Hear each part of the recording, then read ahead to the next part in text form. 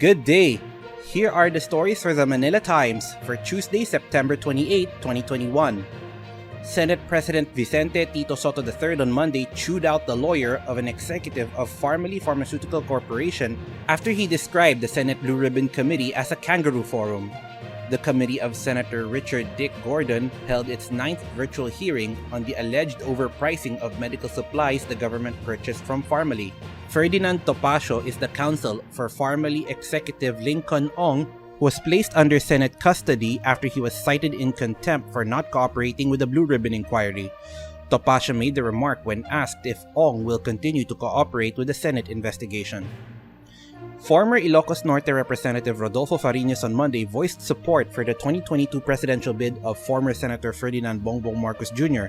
However, the patriarch of the Fariñas political clan opposed the plan of Marcos' son Sandro to run for the 1st District of Ilocos Norte.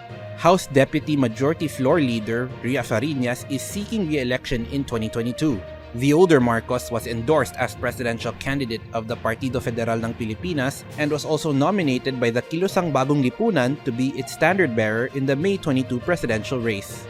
The Departments of Education and Health on Monday signed a joint circular for the pilot implementation of limited face-to-face classes for basic education. The circular was signed by Education Secretary Leonor Briones and Health Secretary Francisco Duque III. Based on the guidelines, pilot schools must be located in areas with a minimal risk of COVID-19 and must pass the School Safety Assessment Tool. A list of 95 elementary schools and 5 senior high schools that require workshops and laboratories, including 20 private schools endorsed by the DepEd regional offices, will be finalized soon. The Aksyon Demokratiko Party on Monday named civic leader Samira Gutok and radio host and entrepreneur Carl Balita as its first 2 senatorial candidates. Gutok and Balita were among the 71 new members of the group who were sworn in by party president and Manila Mayor Francisco Isko Moreno Domagoso. Gutok first ran for a Senate seat in 2019 under the Liberal Party but lost. An advocate for peace and rights of women and internally displaced persons, she officially made the jump last August.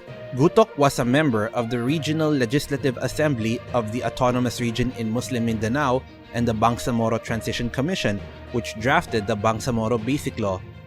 Balita is an educator who established several companies and businesses around the country, including the Dr. Carl E. Balita Review Center and Ultimate Creatives LYF Center Incorporated.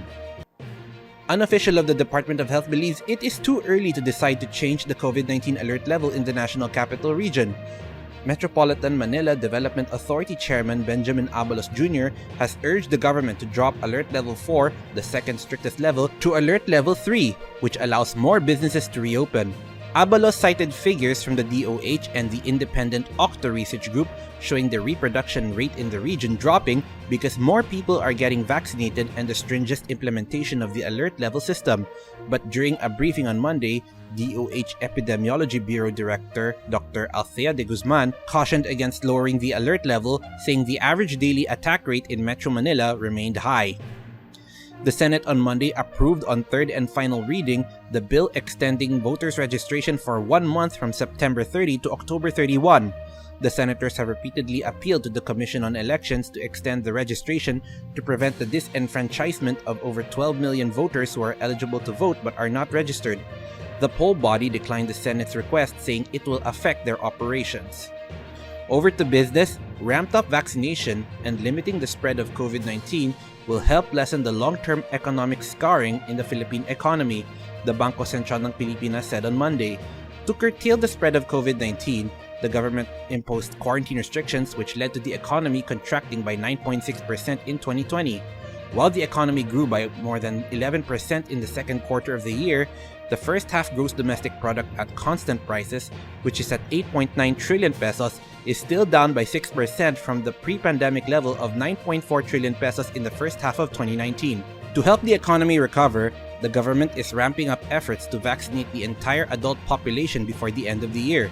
Data, however, showed that as of September 26, only 20.3 million have been fully vaccinated. Central Bank Governor Benjamin Diokno, however, believes that the country's monetary and fiscal policy space will help the country recover from the pandemic. Topping sports, Filipino golfer Yuka Saso finished joint fourth at the Walmart Northwest Arkansas Championship on Monday Philippine time at the Pinnacle Golf Club in Rogers, Arizona. Saso, who carded 2 under 69 and 6 under 65 in the first and second round respectively, fired 65 anew in the third and final round for a total of 14 under 199 to share the fourth spot with American Daniel Kang. The reigning US Open Women's Champion, who is half Japanese, scored a birdie on the 6th and an eagle on the 7th hole. The 20-year-old Saso incurred bogeys on 11th and 14th but tallied a birdie in between on the 12th.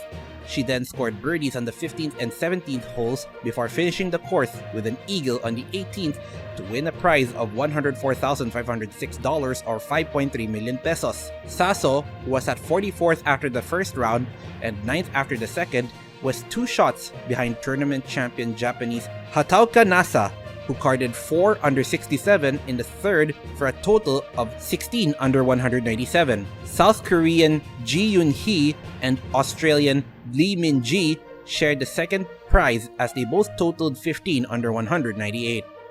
Antonio Contreras and Dian Macabenta are today's front page columnists. Contreras believes in fair history, and Macabenta analyzes the left's plans for next year's elections. Today's editorial discusses calls for new summits between North and South Korea. Read a full version on the paper's opinion section or listen to the Voice of the Times.